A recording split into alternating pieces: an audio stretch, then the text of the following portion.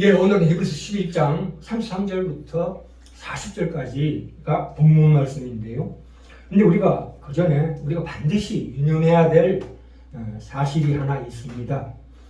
하나님께서 이 자연계 창조는 그 종류대로 지으셨지만 창세기 1장 26절, 27절에 보시면 인간만은 하나님의 형상대로 지으셨는데 구체적으로 그 하나님의 형상이 무엇인가 하는 문제는 아직까지도 우리는 모릅니다. 다만 에베소서 4장 24절에 보시면 하나님을 따라 의와 진리의 거룩함으로 지으심을 받은 새 사람을 입으라 정도로 우리가 압니다. 근데 창세기 1장 26절에 결정적인 힌트가 있는데 그것은 이 26절의 내용과 설명에서 하나님이 인간을 짓기 위한 하나님의 형상을 설명하는 부분에서 이 하나님이 가라사대 우리가 우리의 형상을 따라 우리의 모양대로 우리가 사람을 만들고 라고 세 번이나 우리가가 강조되어 있는 대목이 있습니다.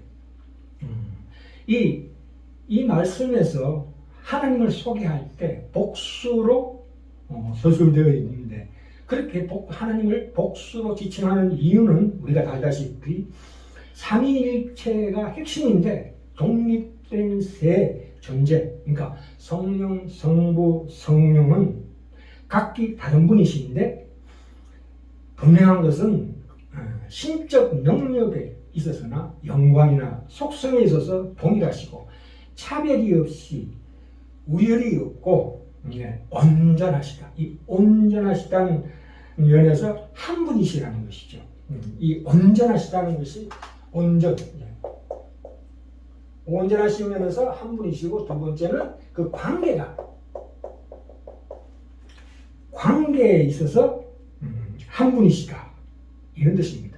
그러니까 삼위의 연합이 너무나 긴밀하게 연합되어 있어서 완벽하게 연합되어 있어서 구별하기 어렵다는 것이 개념입니다. 그러니까 누가 누군지 모를 정도로 그 사랑의 긴밀한 연합으로 묶여 있다 이런 뜻입니다. 그러니까 우리의 구원이라는 것은 이 삼위 하나님의 연합의 그 기쁨과 그 아름다움과 자랑이 회복되게 해 주시옵소서입니다. 그래서 예수님께서 요한복음 17장은 요한복음의 클라이막스입니다. 그래서 예수님이 17장 11절 21절에 연속해서 그렇게 말씀하시고 계십니다. 우리와 같이 누구와 같이 성부 성자 성령 우리와 같이 저희도 우리와 하나가 되게 하사 세상으로 하나님께서 아버지께서 나를 보내신 것을 믿게 하옵소서 이렇게 말씀하고 계십니다. 그런데 어떻게 예수님은 하나님께서 직접 낳으신 분이고 우리는 하나님께서 지으시고 만드신 분인데 그렇게 차이가 있는데 어떻게 우리가 하나일 수가 있는가? 우리가 의문을 가지셔야 합니다. 하나님을 아버지라고 감히 우리가 어떻게 부를 수 있는가입니다. 우리는 지으시고 만드셨고 예수님은 낳으신 분이라고 요한복음 1장 1절부터 18절까지 분명히 나와 있습니다. 또한 히브리서 1장 1절에서 5절 히브리 시작하면서 5절에 내가 너를 낳았다. 누구를? 예수님을 하나님께서 그 품 안에는 독생자 이렇게 묘사하고 있습니다. 그러니까 우리하고는 사실은 근본적으로 다른 분이시죠. 그러니까 낳으시고와 지으시고 만드신 차이는 무엇인가인데 자 오늘 제목이 그래서 인간의 우리의 생물학적 생명이 어떻게 온전한 영적 생명에 이르기까지 하나님께서 만들어 가심으로 오랜 세월이 걸립니다. 결코 쉼이 없는 우리의 인생이라는 제목으로 말해봤고자 합니다. 사실 이 자연적 생명, 그러니까 생물학적 생명과 이 영적인 생명, 그러니까 말하자면 생물학적 생명, 날 때부터 생물학적 생명으로 태어납니다. 그런데 우리가 어떻게 생물학 생명이 어떻게 영적인 보다 더 우월한 영적인 생명으로 우리가 변화될 수 있느냐 이것이 가장 중요한 관건이죠. 구원이라는 것은.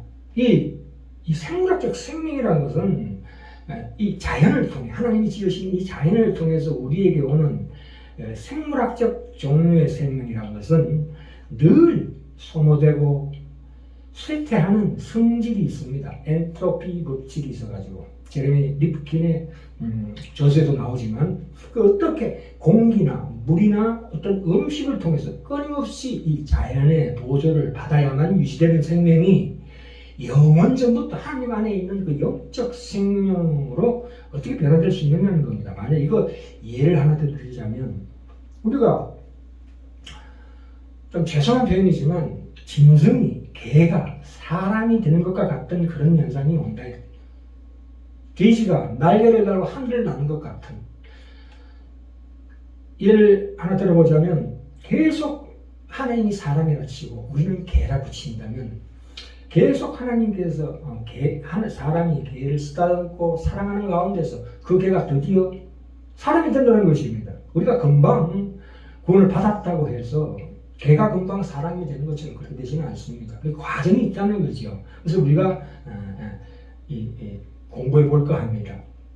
우리가 육적 생명, 육적 생명을 가졌다가 영적 생명을 갖게 된다는 것은 그 큰 구원, 히브리서 시작할 때 그 큰 구원을 등한히 여기면 어찌 피하리오라는 말씀이 있다시피 너무나 큰 변화가 아닐 수가 없습니다.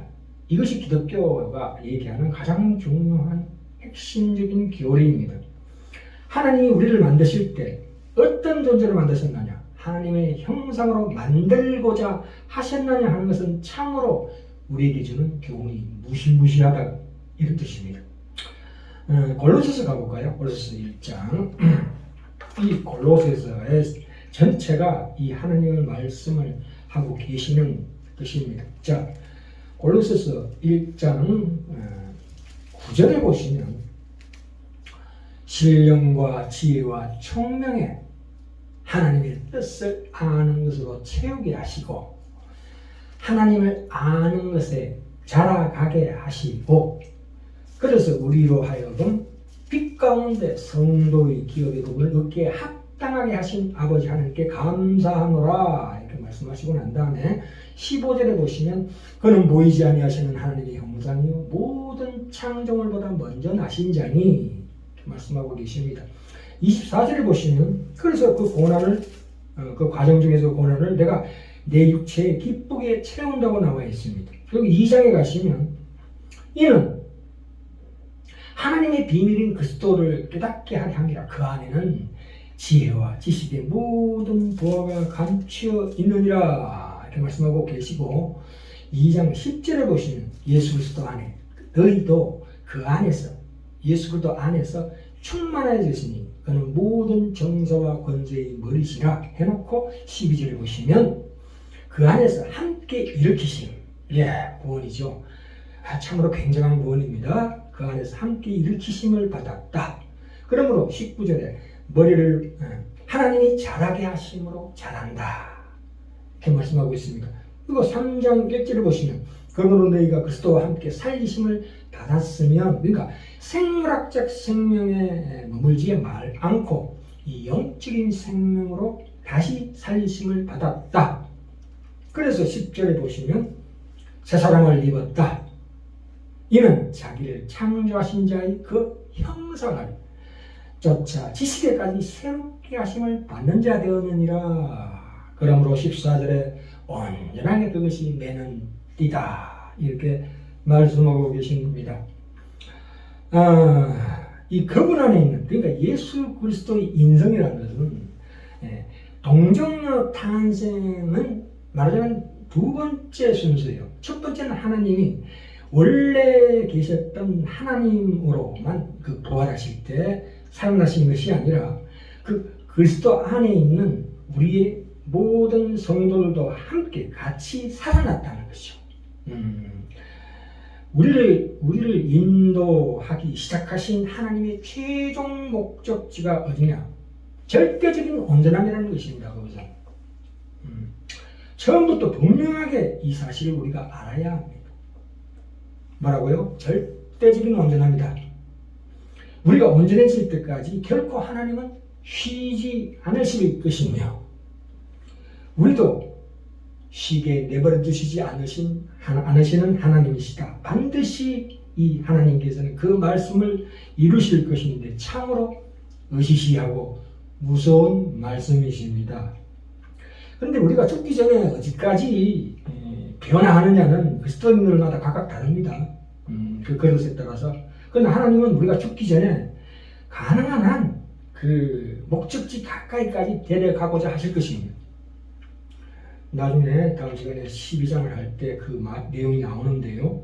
그러니까 하나님은 우리가 과거에는 꿈도 꾸지 못할 정도의 그런 영광스러운 큰 용기와 인내와 사랑을 발휘해야 될 그런 상황으로 우리를 몰고 가신다는 거죠. 그런 상황으로 우리를 이끄십니다. 우리는 참으로 귀한 하나님의 자녀로서 이제 대접받게 될 것입니다. 자, 오늘 히브리서 11장 33절부터 38절 잠깐 보고 지나가겠습니다. 이 히브리서 11장이 믿음장인데 여기 보시면 아브라함 같은 경우에도 사실은 그 하나님과의 그 사귐이 굉장히 오랜 세월이었습니다. 창세기 11장에 갈대아우르 아브라함의 고향 데라가하고 같이 있을 때, 아버지 데라가 같이 있을 때, 그때가 40대였어요. 그래서 하나님께서 부르시고, 그리고 창세기 20장에 올 때까지 아브라함은 이삭을 놓고 이삭을 하나님께 바칠 때까지 장장 몇 년이 걸렸냐면 100하고도 이삭이 어릴 때였으니까 7, 8살, 108세. 그러면 아브라함이 40대, 좋게 잡아도 창세기 11장에 보면 76세라고 나와 76세인가? 그 정도 됩니다. 그때로 따지면 장장 30년 이상을 하나님과 계속 관계를 가졌다는 얘기입니다. 그렇죠? 그래서 결국은 하나님께서 이 아브라함을 어떻게 보십니까? 서로 의견을 주고받아서 소돔과 고모라 사건 때도 내가 하려는 일을 이 아브라함에게 내가 숨기겠느냐, 나의 친구다. 그래서 의인 10명이 있으면 내가 멸하지 않겠다고 이렇게 약속까지 하신 분이시죠. 그만큼 아브라함과 하나님의 긴밀한 관계를 미리 구약에서 보여주고 계시는 대목이 있습니다. 그리고 출애굽기 33장 11절에서도 모세에게 그렇게 얘기합니다. 신명기 마지막 장에도 나옵니다. 하나님이 친구같이 대면하여 안 사람이 누구냐? 모세다. 이렇게 기록되어 있습니다. 그리고 또 기도원, 바락, 입다. 이 참 쓸만한 구석이 하나도 없고 참으로 못나고 보잘것없는 자들을 들어서 이 하나님의 역사를 이룬다는 것은 가만히 보면은 어떤 그 하나님의 뜻의 핵심이 있느냐 하면은 이 하나님만이 하실 수 있는 일들에 우리 그 보잘것없는 말하자면 쓸모없는 인간을 더 쓰고 계신다는 말입니다. 그러니까 우리를 하나님의 동역자, 부족한 우리를 동역자로 삼았다는데 이 히브리서 11장 33절 38절 사이에 가장 중요한 초점이 있는 것입니다. 그래서 38절에 보시면 자, 이런 사람은 믿음으로 행한 모든 사람들은 세상이 감당치 못하도다. 이 세상이 감당치 못하도다 하는 말씀은 무슨 말씀입니까? 세상적으로 볼 때 별볼일 없다. 다시 말해서 세상이 칭송하고 보상받는 것과는 전혀 다른 길을 걷고 있는 사람이라는 뜻입니다. 그것이 우리의 숙명이요 운명이요 우리 정치의 승일 수밖에 없다. 그래서 우리를 만물의 찍기처럼 여기게 하신다고 고린도 전서에도 나오고 있습니다. 그런데 이 히브리 11장의 모든 믿음의 선배들을 열거하면서 이렇게 그 다음에 39절 40절 보시면 이 사람들이 다 믿음으로 말미암아 정거를 받았으나 약속을 받지 못하였으니 이는 하나님이 우리를 위하여 더 좋은 것을 예비하셨은즉 우리가 아니면 누가 오늘날의 우리 신약의 성도가 아니면 저희로 온전함을 이루지 못하게 하려 하심이니라 이렇게 말씀하고 계십니다. 그러니까 이때까지 열거한 아브라함, 모세, 기도원, 바락, 입다 이런 사람들이 하나님의 동역자로 활동했지만 그런데 그것마저도 마치 어린 새싹같이 희미하다, 시작에 불과하다 이렇게 말씀하고 있는 대목이 있습니다. 이 요한복음 가볼까요? 요한복음 17장에 가시면 분명히 예수님은 이런 선언을 하십니다. 21절부터 23절까지 제가 읽겠습니다. 보세요. 아버지께서 내 안에 내가 아버지 안에 있는 것 같이 저희도 다 하나가 되어 우리 안에 있게 하사 세상으로 아버지께서 나를 보내신 것을 믿게 하옵소서. 내게 주신 영광을 내가 저에게 주었사오니 이는 우리가 하나가 된 것 같이 저희도 하나가 되게 하려 함이니이다. 23절에 곧 내가 저희 안에 아버지께서 내 안에 계셔 저희로 온전한 구원이죠. 구원의 완성을 이루어 하나가 되게 하려 함은 아버지께서 나를 보내신 것과 또 나를 사랑하신 같이 저희도 사랑하신 것을 세상으로 알게 함이로소이다. 이렇게 말씀하고 있습니다. 그러니까 이 요한복음 최고의 이 클라이막스요 하이라이트인 예수 그리스도의 기도를 차근차근 읽어드렸는데요. 우리의 영과 혼, 나의 모든 근본이 말하자면 하나님의 진리의 말씀으로 거듭나는 적극적인 때가 있습니다. 적극적으로 구원받아서 천국 백성이 되었다는 있지만 그러나 그 이후에 우리의 성도의 모든 생각과 마음과 행동으로까지 일치되는 하나님의 온전한 자녀로 만들어가는 것, 그것이 점진적인 우리의 구원의 과정과 그 완성의 과정이 있다는 그 두 가지 국면, 즉각적인 구원과 점진적으로 만들어져가는 뭘로 온전한 하나님의 형상으로 만들어가는 구원의 그 두 가지 국면이 있다는 것을 분명히 우리가 알아야 합니다. 자, 오늘 결론 말씀입니다. 이 히브리서 11장 39절 40절에 보시면 우리가 아니면 언제나 이루지 못하게 하시는 하나님의 역사는 무슨 뜻이냐 하면은 이 구약의 성도와 우리 신약의 성도의 차이점에 대해서 나오고 있습니다.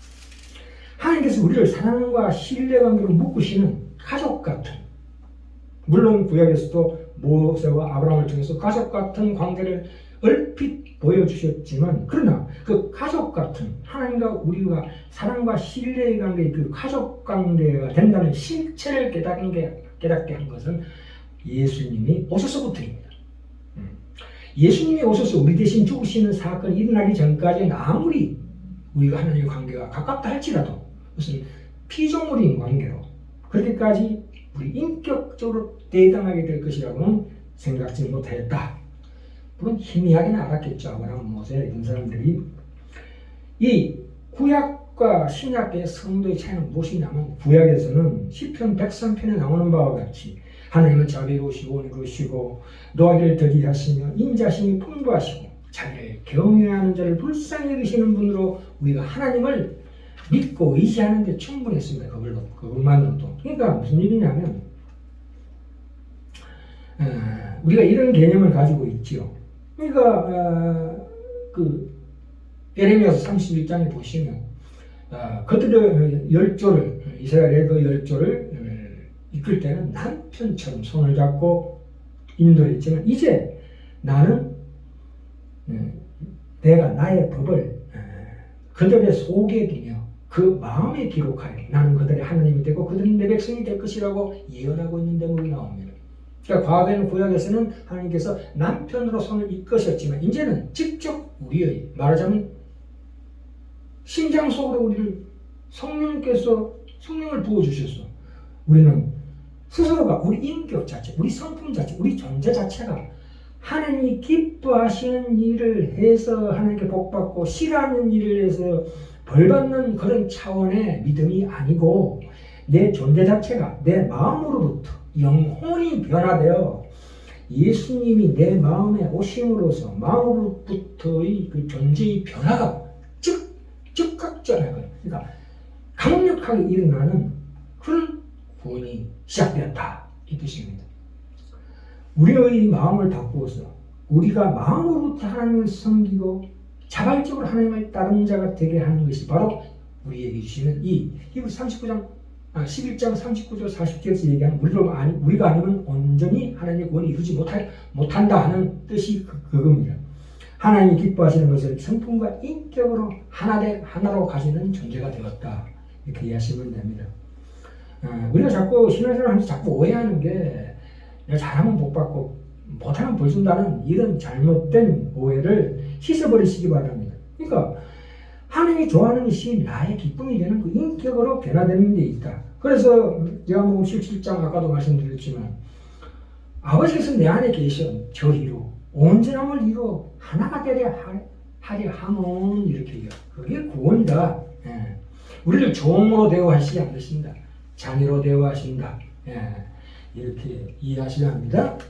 그래서 이것을 1장 3절부터 6절 사이에 우리로 사랑 안에서 그 앞에 거룩하고 흠이 없게 하시려. 다시 말해서 온전하게, 물론 신분상으로 대장해 드릴 수는 없지만 하나님 우리를 인격적 차원에서 대등하게 요구하십니다. 내가 너희를 사랑하고 너희는 나를 사랑하기를 요구합니다.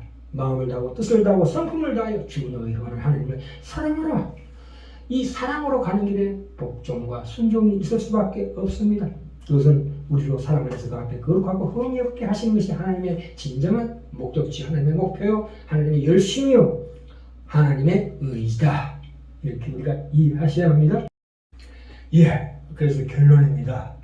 오늘 제목에서 보시는 것처럼 인간의 생물학적 생명, 하나님의 온전한 영적 생명에 이르기까지 하나님은 그것을 계속 이 시간 속에서 만들어 가심으로 하나님도 결코 심이 없고 우리도 결코 심이 없게 된다. 이런 뜻입니다.